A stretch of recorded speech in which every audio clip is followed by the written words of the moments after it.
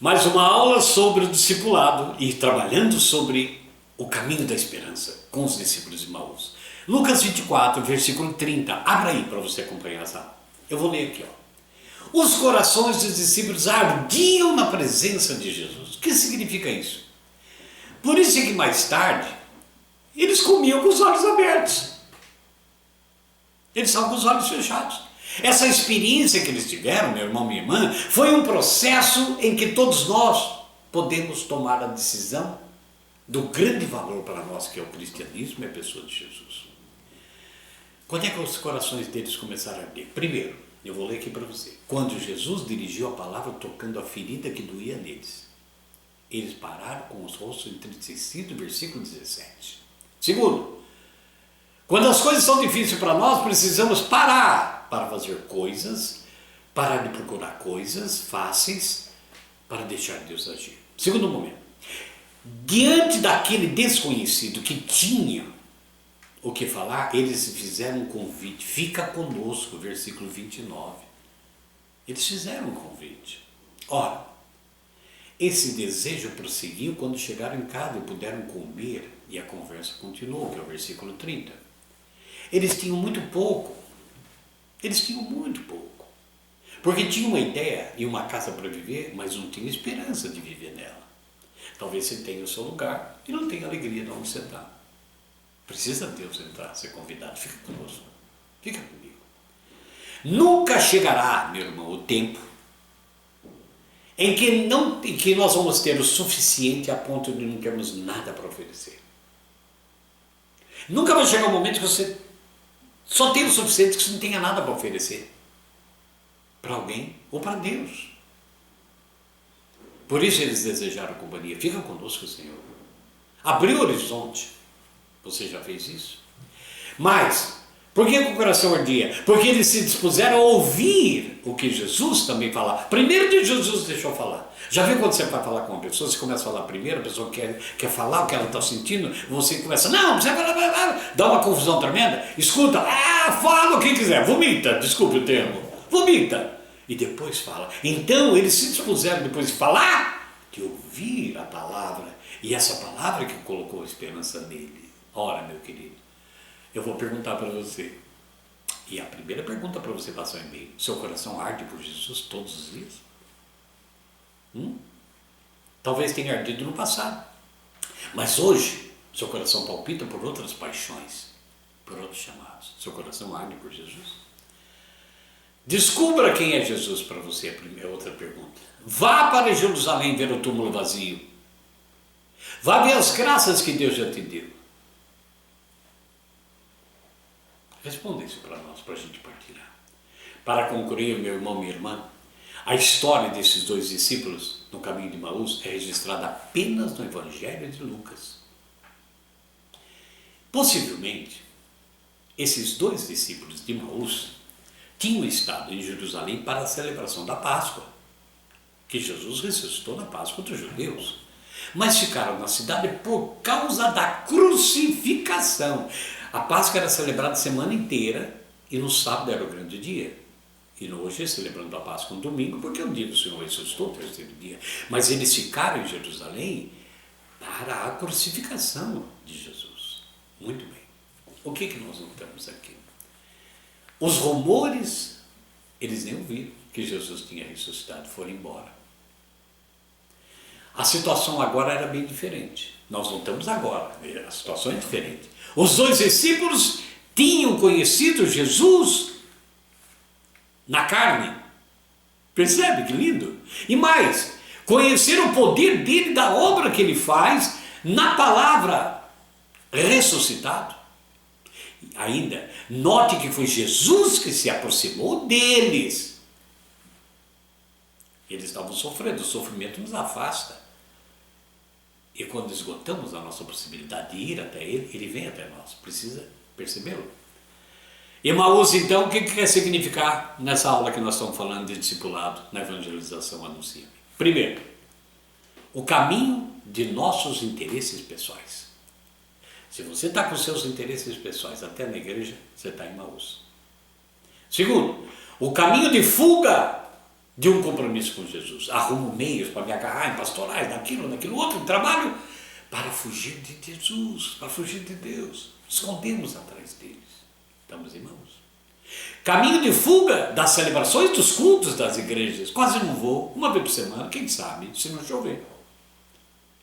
Estou em Maús e não percebo que eu estou sofrendo. Quarto ponto. Caminho de fuga da comunhão com o corpo de Jesus, a celebração eucarística, a adoração, a comunhão com os irmãos. Sofremos. Por essa razão, é que eles caminharam, né?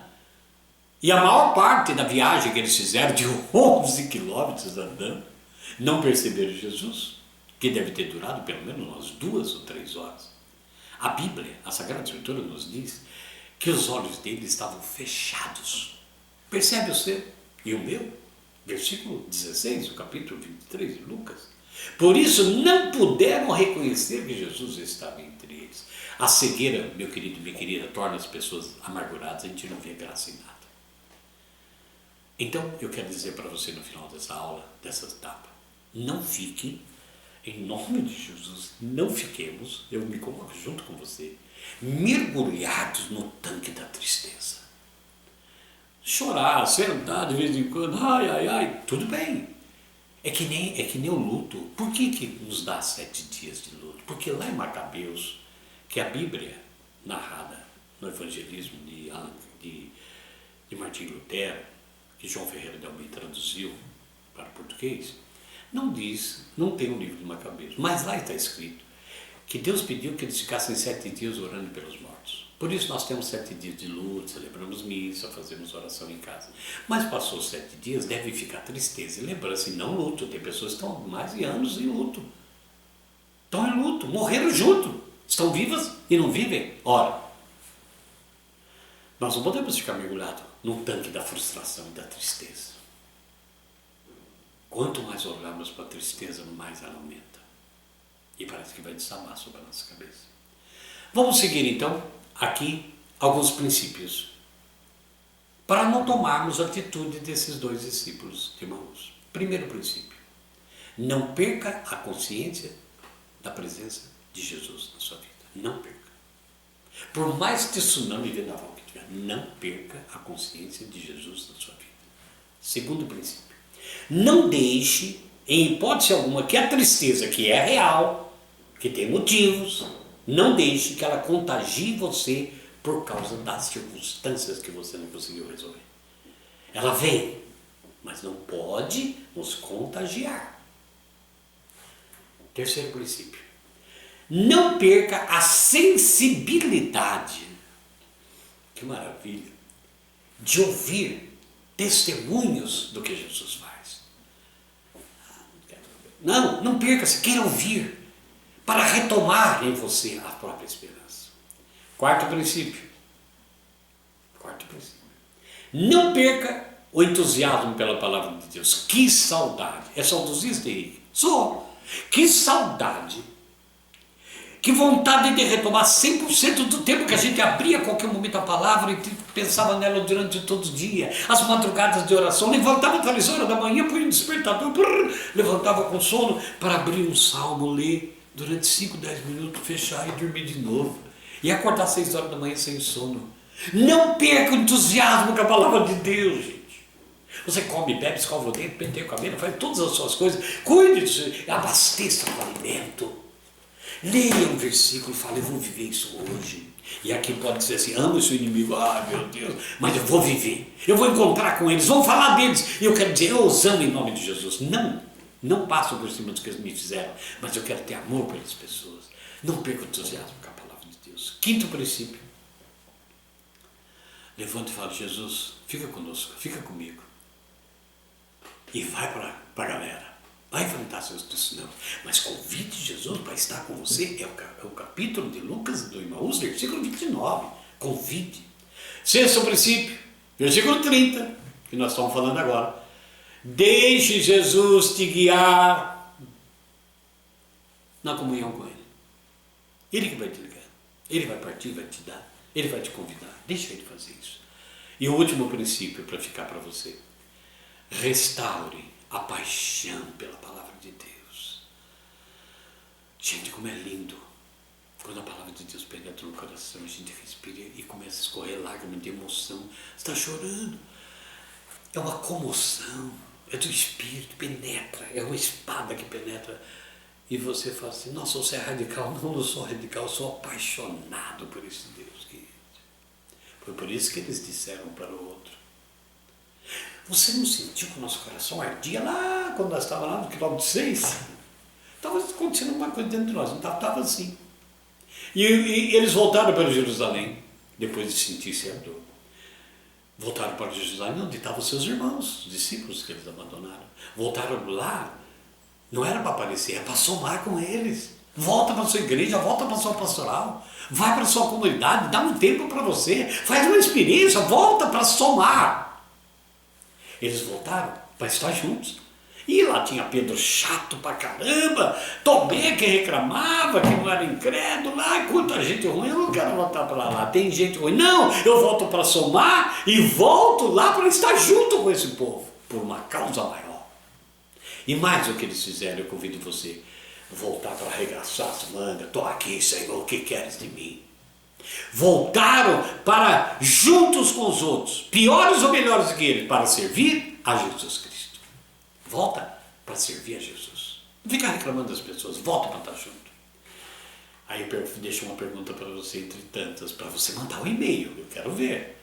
Eu quero estar com você, aprendendo com você também. A pergunta é essa. Você tem se deixado somar no seu apostolado, no seu grupo? No seu trabalho na igreja? Então, é hora de voltar para Jerusalém. É hora de saber que eu quero evangelizar, quero ser pregador, quero ser isso. Eu tenho que ser evangelizado primeiro, ter experiência desse Deus. Volte para Jerusalém. O convite hoje é do Espírito Santo, que quer ficar com você e comigo. Então, em Jerusalém, na sua volta para a igreja, para a sua pastoral, nessa experiência amorosa de Jesus, é que nós vamos cada dia renovar e restaurar a consciência de Jesus Cristo na nossa vida.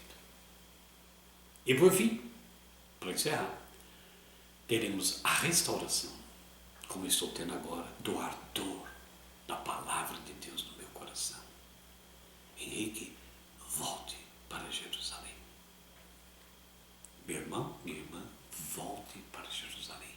Experimente estar juntos, caminhar juntos pela causa maior, para depois ser enviado a falar para o mundo com a sua presença, a sua miséria.